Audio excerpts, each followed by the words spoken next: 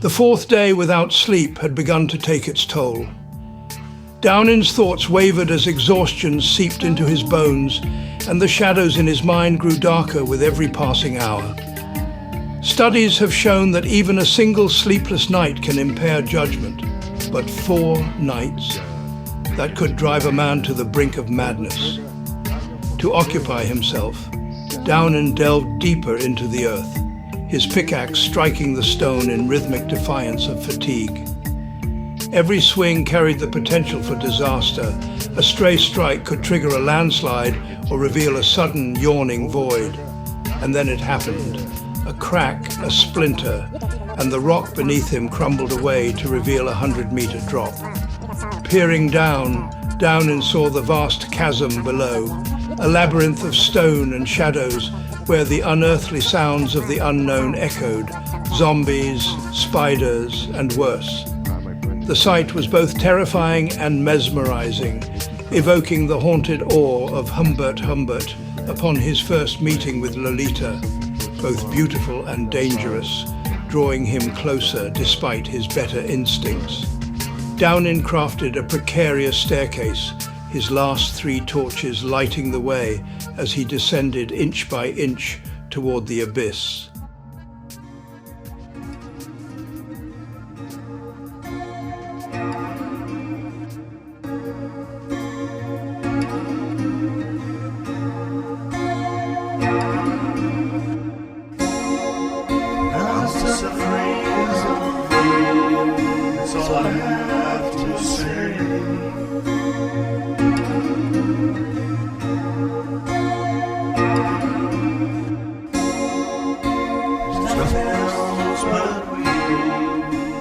Returning to the surface, Downin turned his attention to a new project. The cobblestone piled outside his shelter seemed endless, and he wondered if it could be transformed.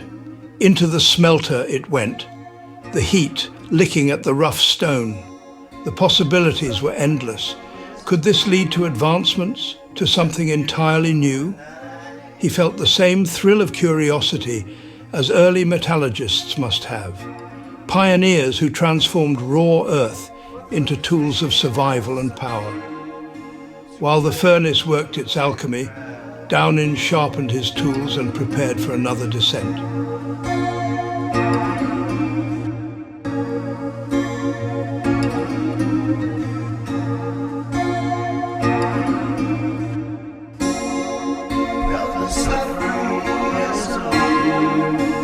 Time has taken its toll.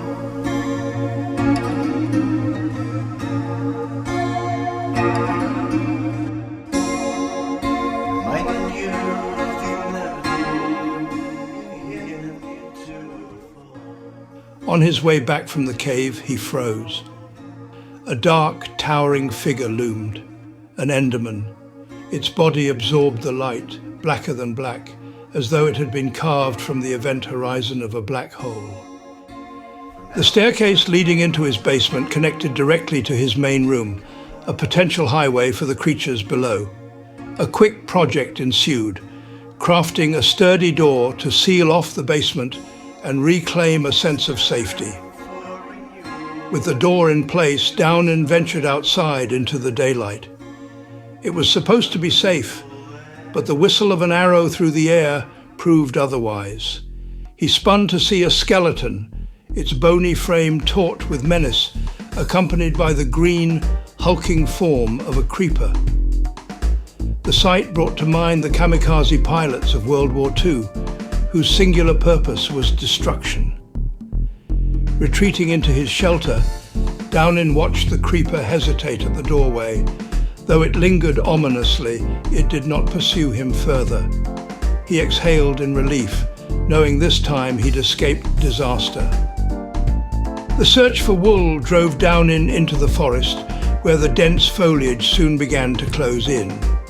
Each tree and fern looked the same, and the path blurred until he found himself disoriented.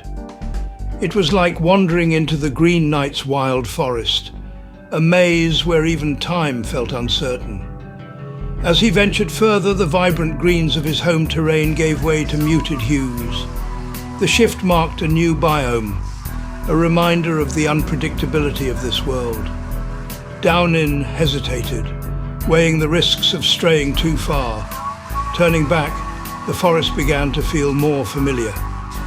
By climbing a small hill, he regained his bearings, spotting his shelter in the distance. Relief flooded him as he pressed on, determined not to waste the remaining daylight.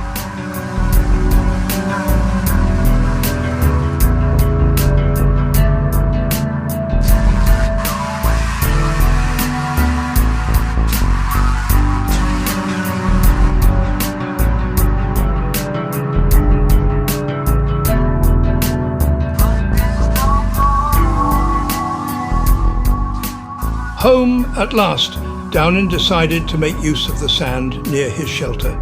If his knowledge held true, heating sand would produce glass. He envisioned windows to bring light into his dim cabin, giving it a sense of warmth and safety. He worked diligently, collecting materials and tidying the land around his home.